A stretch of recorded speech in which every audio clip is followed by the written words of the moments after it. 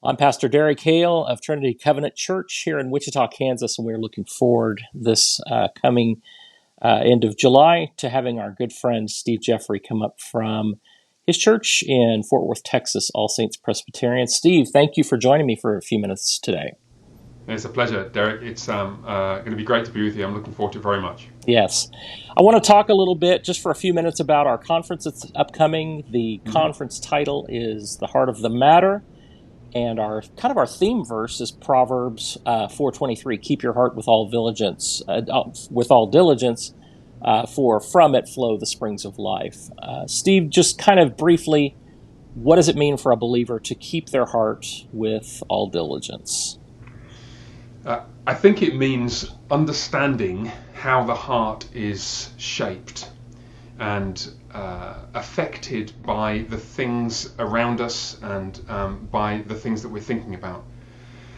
In my experience as a Christian and certainly as a pastor, I've been greatly blessed by just simple teaching and instruction. And as a pastor, like all pastors, I guess, I've sought to give instruction and teaching to people. But I've realized over the years that often it's not the case that if somebody needs, let's say, help with raising teenage boys, what you need to do is give them a sermon on teenage boy raising. That's an important part of the equation. But the heart of a teenage boy is not simply shaped by what they and their parents hear.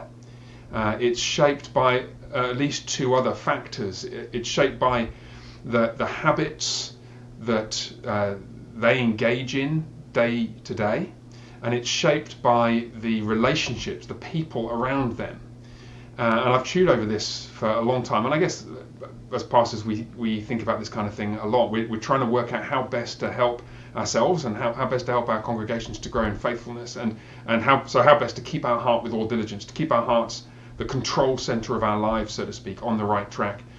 And I think we have missed a trick, especially perhaps in the evangelical and reform worlds, because we have failed to realize the significance of both the habits and liturgies of life, and also the impact of relationships with significant people in our lives.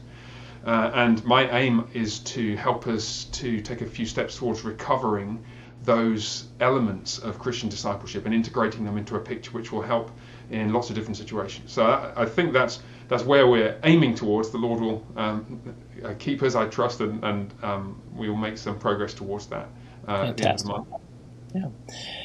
What are some, maybe one or two, three potential perils that you see of not guarding one's heart with diligence? What are some of what's the fallout of not doing that?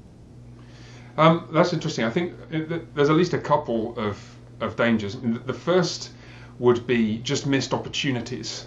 And I was talking to a parent, and in fact I've talked to a number of parents just over the last few weeks of children of various ages. And one of the themes that sometimes emerges in those conversations is the old one-liner, I wish I'd known this before. Mm-hmm. And often it's the case that we learn in later life lessons that we wish we'd learned younger. Now, none of that is irreparable and catastrophic, but sometimes we do miss out on things. And I think of my own life as a Christian. I wish I knew as a 16 or 18 year old or as a 20-something year old what I now know in my late 40s, or think I know. And I think a failure to recognize all the different factors that bear on shaping us as human beings can lead us, if we're not careful, to miss opportunities to grow in faithfulness. And I think on the negative side, it can actually leave us exposed.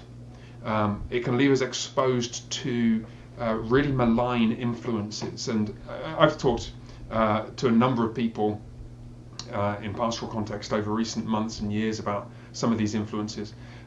For example, if you're not aware of the shaping effect of relationships that you're in, you may head off to college as a young adult, well taught but blissfully unaware of the danger you're in by subconsciously being drawn into a life shaped by role models around you whose lives are less than desirable. Mm.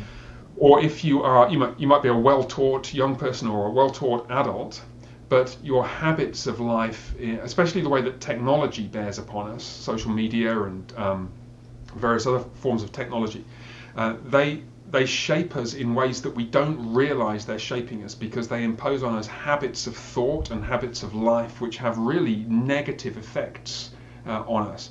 And I think this isn't about reading a ton of books and becoming experts on the effects of technology on the human mind.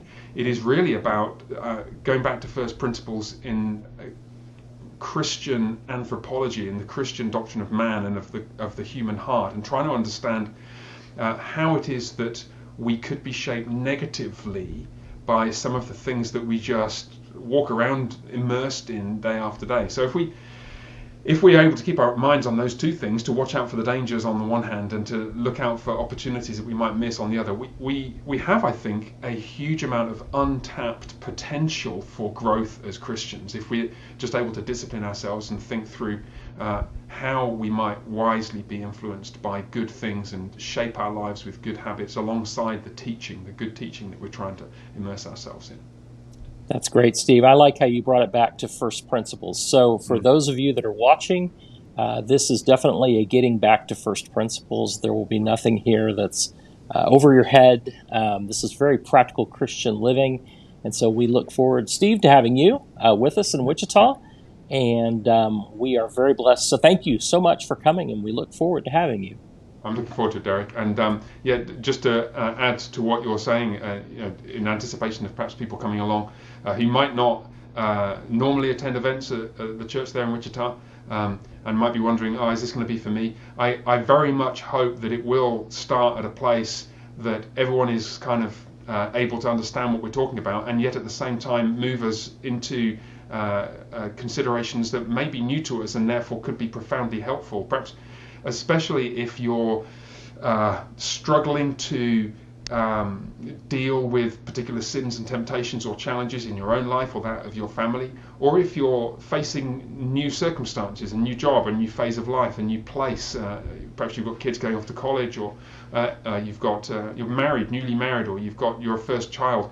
Any new phase of your life presents tremendous opportunities, and I hope that what we talk about may be really helpful for folks to take advantage of the gifts that God sets before us in those new contexts. Excellent.